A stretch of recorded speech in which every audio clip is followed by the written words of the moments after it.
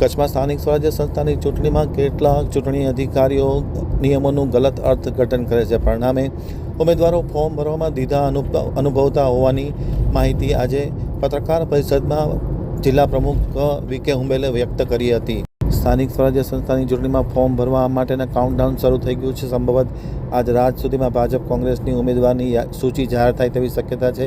આવી પરિસ્થિતિ વચ્ચે જિલ્લા કોંગ્રેસ સમિતિના અધ્યક્ષ વી.કે. હુંબલે એક તાકીદની પત્રકાર પરિષદ બોલાવી હતી. પત્રકાર પરિષદમાં ખાસ કરીને અલગ અલગ અધિકારીઓ જે ચૂંટણી અધિકારીઓ છે તે નિયમોનું ગલત અર્થઘટન કરે છે, મનગણત નિર્ણય લે છે. પરિણામે ઉમેદવારો ભયના ઓથાર તળે ફોર્મ નોંધાવી રહ્યા છે. કેટલાક દસ્તાવેજી પુરાવાઓની માગણી જે કરે છે, વાસ્તવમાં એ માગણી વ્યાજબી હોતી નથી, પરંતુ કેટલાક અધિકારીઓ આ દસ્તાવેજી પુરાવા ફોર્મની સાથે જોડવા માટેનો આગ્રહ રાખે છે.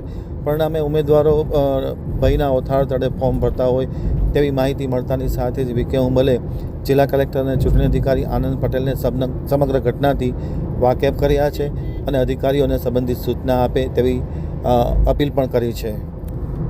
સ્થાનિક સ્વરાજની ચૂંટણીઓ, તાલુકા પંચાયત, જિલ્લા પંચાયત અને નગરપાલિકાની ચૂંટણીઓની પ્રક્રિયા ચાલુ છે. માત્ર 2 દિવસ બચ્યા છે.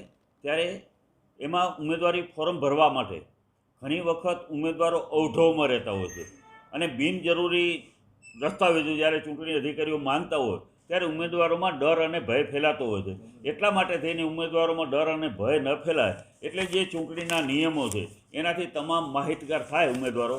એના માટે થઈને આજે અમે પ્રેસ બોલાવેલી છે. આજે અમે જિલ્લાના ચૂંટણી અધિકારીને, કલેક્ટર સાહેબને પણ મળ્યા અને કલેક્ટર સાહેબને કહી અને દરેક તાલુકા ચૂંટણી અધિકારીઓ, કારણ કે દરેક તાલુકામાં ચૂંટણી અધિકારીઓ અલગ અલગ નિયમો બતાવે છે જેને કારણે ઉમેદવારો હેરાન થાય છે, તો એક પરિપત્ર કરી અને બધાને એક નિયમ લાગુ થાય એ રીતે તમે પરિપત્ર કરવા માટેની અમે રજૂઆતો કરી છે. 2-3 વાતો મારે કરવાની છે કે ઉમેદવારી ફોર્મ ભરવા માટેના નિયમો શું છે. તો ખાસ કરીને જે ઉમેદવારી કરવા માંગતા હોય એમને આ બાબત જાણવી ખૂબ જરૂરી છે કે જે ઉમેદવારી ફોર્મ જ્યારે આપણે ભરવાનું થાય ત્યારે દરેક ઉમેદવારે એમની 21 વર્ષની ઉંમર પૂરી થયેલી હોવી જોઈએ. 21 વર્ષથી ઓછી ઉંમર હોય તો તમારું ઉમેદવારી ફોર્મ રદ થઈ શકે છે. બીજી વાત કે એક દરખાસ્ત કરનારે એક જ જગ્યાએ દરખાસ્ત કરવાની છે. 2 જગ્યાએ ક્યાંય દરખાસ્ત કરે તો એમનું પણ ઉમેદવારી ફોર્મ રદ થઈ શકે છે. પછી ત્રીજી વાત કે મકાનમાં સરકારે નવા નિયમ બનાવ્યા પછી કે ઉમેદવાર જે મકાનમાં રહેતો હોય એમાં શૌચાલય ધરાવતો હોવો જોઈએ. એનું એક એનઓસી પ્રમાણપત્ર જેને કહી એ તલાટી પાસેથી મેળવી લેવાનું છે.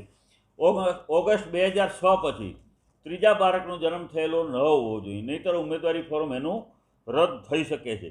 પછી ઘણી વખત અલગ અલગ સોગંદનામા માંગે છે, પણ એમાં બિનજરૂરી સોગંદનામા કરવાની કોઈ જરૂરિયાત નથી. માત્ર 9 નંબરનો જે છે નમૂનો એમાં જ એકમાત્ર સોગંદનામું કરવાનું છે. બાકી 7 અને 8માં માત્ર એકરારનામું કરવાનું છે. ઘણી વખત અત્યારે ઉમેદવારોને એવું કહેવામાં આવે છે કે તમે પોલીસ સ્ટેશનમાં જઈને વેરિફિકેશન સર્ટિફિકેટ એનઓસી લઈ આવો, નો ડ્યુ. તો એનઓસી લેવાની કોઈ જરૂરિયાત નથી. એને ગુનો કદાચ ક્યાંય એના ઉપર નોંધાયેલો હોય તો પણ એના એકરારનામામાં એને વિગત આપવાની છે કે મારી ઉપર આટલા ગુના નોંધાયેલા છે. અને આપણે કાયદાની જોગવાઈ મુજબ જો 2 વર્ષથી ઉપર સજા થઈ હોય તો જ એનું ઉમેદવારી માટે ગેરલાયક ઠરે છે. બાકી કોઈ પણ ગુનાઓમાં ખાલી ગુના નોંધાવ્યો એટલે આરોપી છે એ ક્યારે ગુનેગાર ગણાતો નથી.